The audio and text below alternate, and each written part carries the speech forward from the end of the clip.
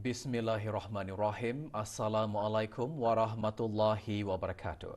Bersua dalam berita perdana malam ini, saya Muhammad Noh Johari. Dan Sarofiza Haji Mahmud. Berita-berita utama malam ini.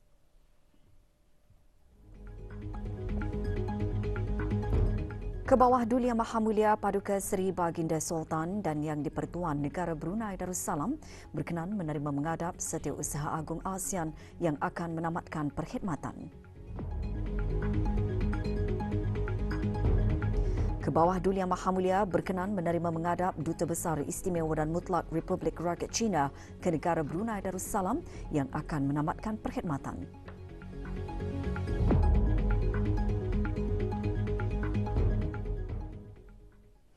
Kebawah Duli Yang Maha Mulia Paduka Seri Baginda Sultan Haji Hassanal Bolkiah Muizzuddin Wad Daulah Ibni Almarhum Sultan Haji Omar Ali Saifuddin Sa'adul Khairwaddin Sultan dan Yang di-Pertuan Negara Brunei Darussalam berkenan menerima menghadap Tuan Yang Terutama Datuk Paduka Lim Chok Hoi Setiausaha Agung ASEAN yang akan menamatkan perkhidmatan.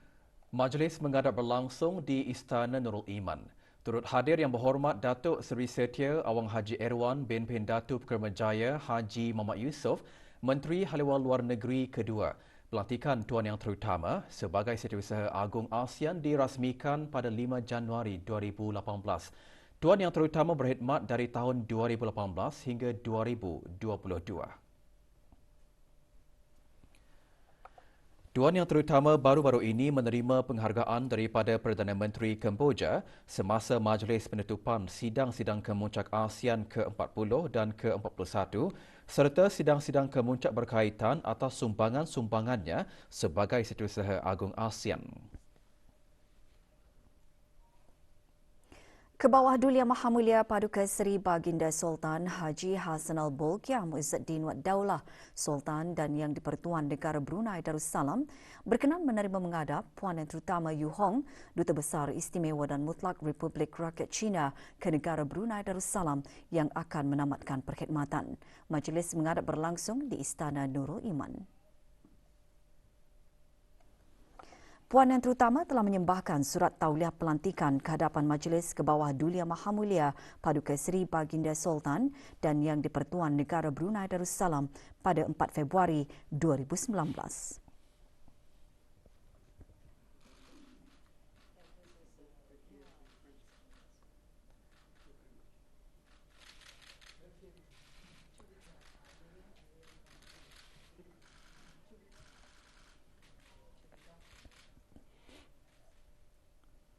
Yang Teramat Mulia Paduka Seri Pengiran Anak Puteri Hajah Majidah Nurul Bolkiah binti Kebawah Duli Yang Maha Mulia Paduka Seri Baginda Sultan Haji Hassanal Bolkiah Muizzuddin Wad Daulah petang tadi berkenan berangkat ke majlis penyampaian hadiah pelajar cemerlang peperiksaan akhir tahun dan pelajar lulus peperiksaan calon kemasukan sekolah Arab bagi Sekolah Ugama Yayasan Sultan Haji Hassanal Bolkiah.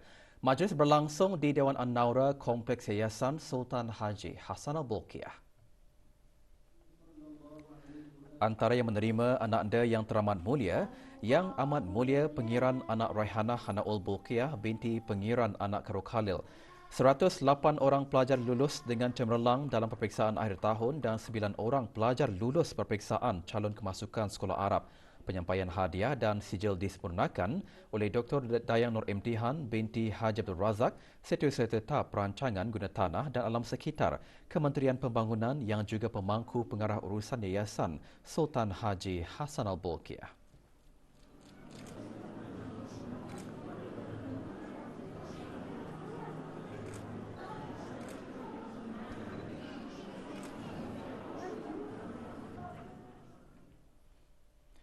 Negara Brunei Darussalam dan Republik Demokratik Timor Leste menikmati hubungan dan kerjasama dua hala terutamanya dalam bidang kesihatan, pendidikan, tenaga kerja, pertanian, sekuriti makanan, perdagangan dan pelancongan.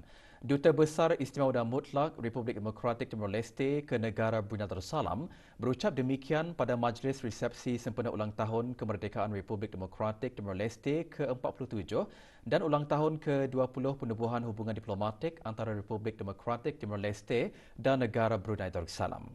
Dalam ucapannya, Tuan Yang Terutama Abel Guterres juga menyentuh mengenai usaha yang dibuat oleh kedua-dua buah negara dalam bidang tenaga kerja. Hadir mewakili Kerajaan ke bawah Dulia Mahamulia ke majlis ini Yang Berhormat Pengiran Datuk Sri Setia Syamhari bin Pengiran Datuk Paduka Haji Mustafa, Menteri Pengangkutan dan Info Komunikasi. Menurut Tuan Yang Terutama Abel Guterres lagi, ketika ini usaha sedang dibuat melalui Jabatan Buruh Kementerian Hal Ehwal Dalam Negeri bagi membenarkan pekerja dari Republik Demokratik Timur Leste untuk bekerja di negara ini. Hubungan diplomatik antara kedua-dua buah negara ditubuhkan pada tahun 2002. Majlis berlangsung semalam di salah sebuah hotel di Kampung Anggrek Desa.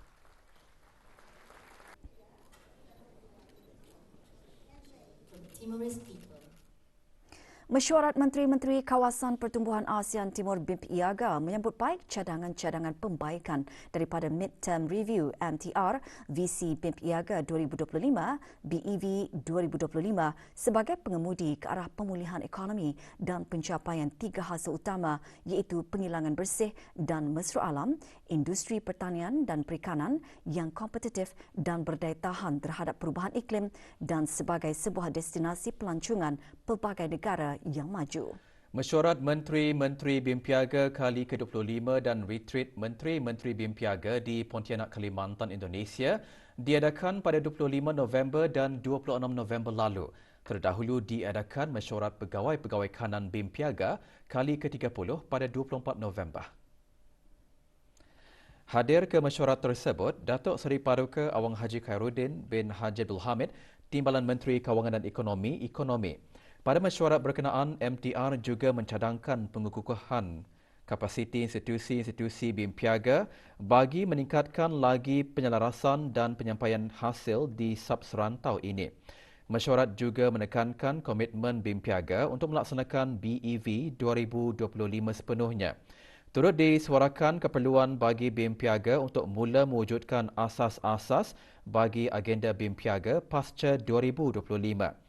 Mesyuarat juga mengalukan bagi Chief Ministers, Governors dan Local Government Forum untuk diaktifkan semula.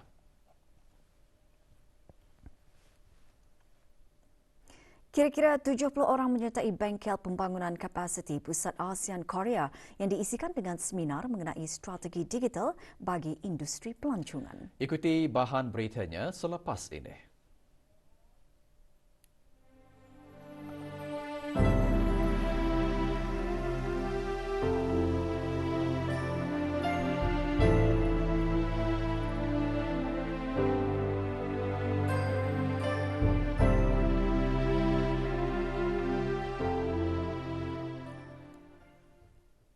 Sempena Hari Antarabangsa Warga Emas, Kementerian Kebudayaan Belia dan Sukan melalui Jabatan Pembangunan Masyarakat JAPIM dengan kerjasama Universiti Brunei Darussalam Centre for Advanced Research UBDK mengadakan Forum Warga Emas Wanita Yang Wow, WIWOW. Forum yang diadakan bagi meraihkan sumbangan warga emas wanita dalam masyarakat itu membincangkan isu-isu warga emas melalui sudut pandang yang berbeza. Acara berlangsung petang tadi di Institute for Leadership, Innovation and Advancement UBD. Hadir Dayang Hajah Nur Ashikin binti Haji Johari, Setiausaha Tetap Kemasyarakatan Kementerian Kebudayaan Belia dan Sukan. Antara yang dikongsikan semasa forum termasuk tentang erti kepuasan dalam kehidupan seorang warga emas wanita dan kesihatan. Juga hadir Dr. Dayang Siti Nur Kalbi binti Haji Wasalfillah, Timbalan Setiausaha Tetap Kebudayaan Kementerian Kebudayaan Belia dan Sukan.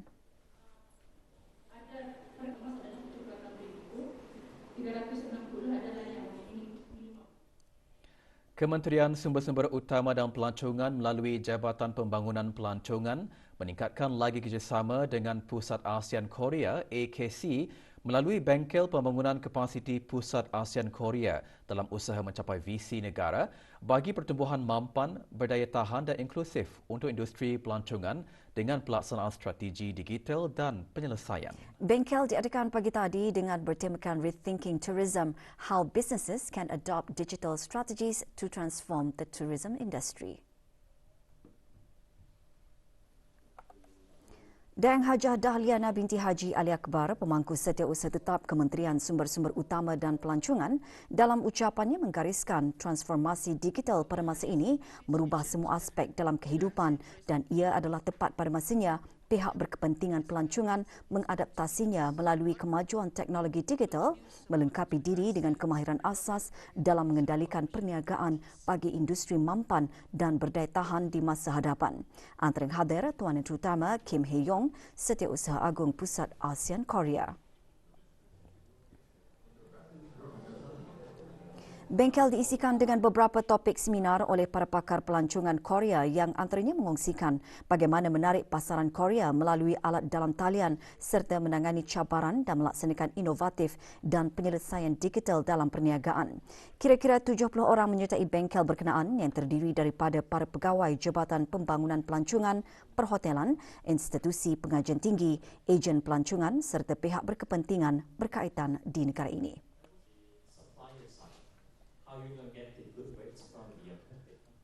349 pelajar Sanah 6 Sekolah Persediaan Arab Bandar Seri Begawan diraikan pada Majlis Khatam Al-Quran yang diselajurkan dengan Majlis Haflut Taharuj. Majlis diadakan pagi tadi di Jerudong Park Amphitheatre.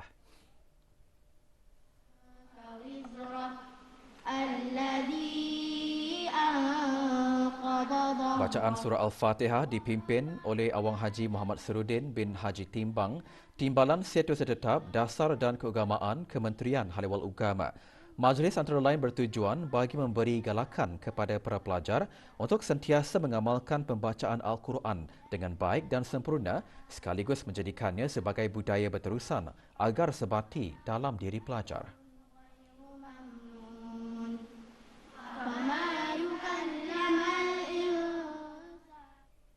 Status harian normal baharu COVID-19. Satu kes berada dalam kategori 5 iaitu yang memerlukan rawatan di unit rawatan intensif ICU. Kementerian Kesihatan memaklumkan 645 kes dilaporkan sembuh hari ini. Jumlah keseluruhan pemberian 2 dos vaksin COVID-19 bagi kanak-kanak berumur 5 hingga 11 tahun 86.7%, bagi remaja berumur 12 hingga 17 tahun yang mendapatkan 3 dos vaksin 62.1%, dan liputan bagi rakyat dan penduduk negara ini yang mendapatkan 3 dos vaksin 78.8%. Negara Brunei Darussalam berada di penghujung monsun peralihan dengan kesan angin tempatan mempengaruhi cuaca harian negara. Semasa tempoh peralihan monsun, cuaca pada lazimnya cerah pada waktu pagi. Hujan dan ribut petir berlaku terutama di pedalaman negara pada sebelah petang dan bergerak ke kawasan pesisiran dan laut pada waktu malam dan kadangkala berlanjutan sehingga awal pagi keesokan hari. Keadaan cuaca negara Brunei Darussalam diramalkan aktif bermula esok 30 November hingga 4 Disember disebabkan oleh pembentukan awan hujan yang aktif di rantau ini yang menyebabkan peningkatan aktiviti turunan hujan. Kelajuan angin dijangka meningkat sehingga 40 km sejam semasa atau dekat hujan lebat atau hujan berpetir. Manakala di perairan Brunei, keadaan laut adalah diparas sederhana dengan ketinggian ombak mencapai 1.5 meter pada hujung minggu ini. Justru orang ramai dinasihatkan untuk mengambil langkah-langkah awal berikutan kejadian cuaca aktif yang diramalkan berlaku. Maklumat, nasihat dan amaran cuaca terkini akan dikongsikan dari semasa ke semasa.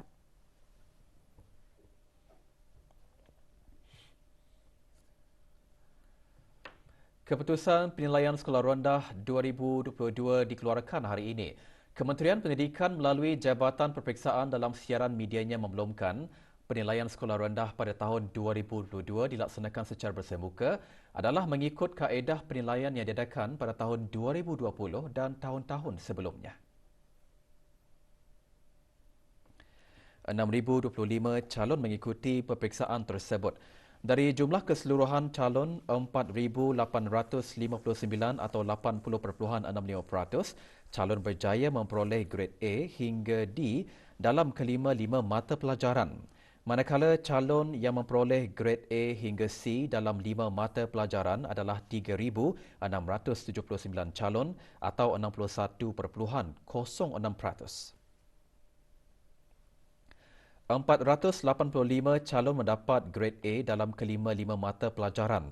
Dari jumlah keseluruhan, 86.19% calon yang mendapatkan 5 grade A adalah terdiri dari rakyat Brunei. Manakala pencapaian calon yang mendapat 4 grade A dan 1 grade B adalah seramai 603 calon.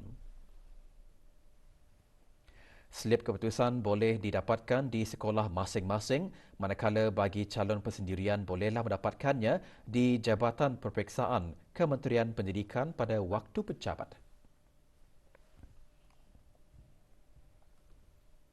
Asas memadam api dan menyelamat mangsa antara yang diajarkan kepada para peserta kursus Fire Marshal bagi pegawai dan kaki tangan Kementerian Hal Ehwal Ugama. Majlis penyampaian sijil bagi kursus yang disertai oleh 23 peserta itu berlangsung pagi tadi di Kementerian Hal Ehwal Ugama.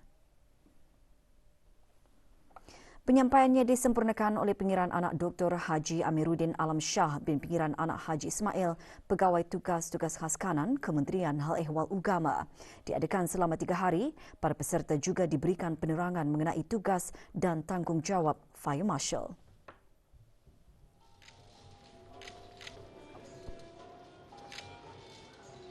Bukan saja di kementerian, tetapi dapat usaha di rumah-rumah lah. Kita ni dapat menggunakan macam mana menggunakan pemadam api untuk mengamalkan apa yang kami belajar dari segi teori yang praktikal itu. Dan saya rasa perlu untuk diteruskan. Memang bagus untuk orang ramai juga mengikuti kursus ini sebab ia untuk menambahkan lagi kita ni punya ilmu pengetahuan. Kementerian Kewangan dan Ekonomi melalui Unit Pembangunan Koperasi di bahagian industri dan ekosistem perniagaan pagi tadi mengadakan sesi taklimat mengenai amalan terbaik tadbir urus korporat koperasi.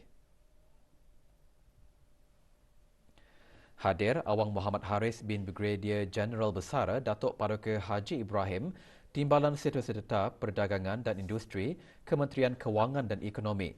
Seramai 90 peserta ahli lembaga koperasi menghadiri taklimat berkenaan. Taklimat antara lain bertujuan untuk memberikan pendedahan kepada koperasi-koperasi terhadap dasar-dasar dan garis pandu yang sedia ada di bawah kementerian-kementerian dan agensi-agensi yang berkenaan. Pameran juga diadakan di Kementerian Kewangan dan Ekonomi selama 2 hari bermula hari ini. Buku ini diterbitkan adalah untuk menganukan ekonomi negara. Sempena cuti penggal akhir persekolahan tahun ini, Balai Khazanah Islam Sultan Haji Hassanal Bolkiah, Jabatan Perdana Menteri dan Persatuan Astronomi Negara Brunei Darussalam akan mengadakan aktiviti curapan bintang bertempat di kawasan lapang depan bangunan Balai Khazanah Islam Sultan Haji Hassanal Bolkiah. Bagi memberi gekan aktiviti tersebut, petang tadi diadakan sidang media curapan bintang. Aktiviti curapan tersebut akan dilakukan antara hari Jumaat 2 Disember atau hari Sabtu 3 Disember atau hari Ahad 4 Disember. Ini disebabkan curapan tertakluk kepada keadaan cuaca. Objektif utama curapan bintang adalah untuk memberi peluang kepada orang ramai, khususnya anak-anak sekolah yang sedang bercuti, bagi sama-sama menyaksikan curapan bintang serta curapan planet-planet seperti Marikh, Mushtari dan Zuhal sebagai usaha menyebarkan ilmu kejadian alam cakrawala yang merupakan tanda-tanda kebesaran Allah Subhanahu Wa Taala. Orang ramai memiliki peralatan curapan teleskop atau binocular digalakkan untuk membawanya.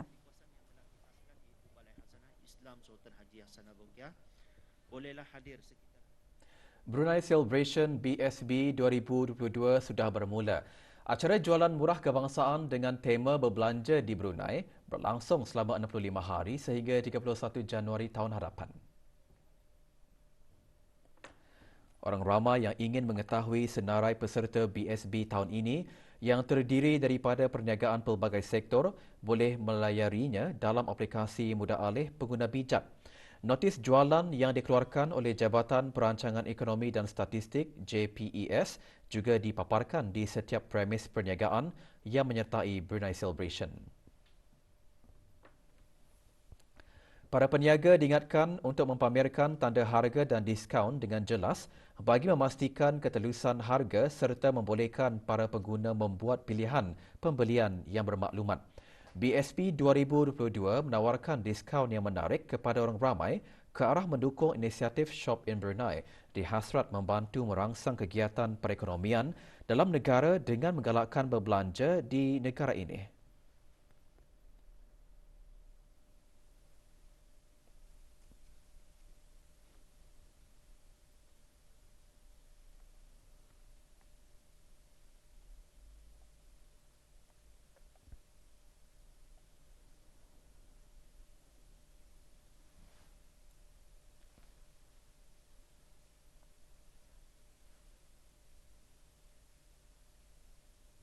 Dapat juga menggalakkan kan petani stay di Brunei saja, di negara petani sendiri, berbelanja di negara sendiri, dengan sendirinya dapat menaikkan ekonomi petani lah.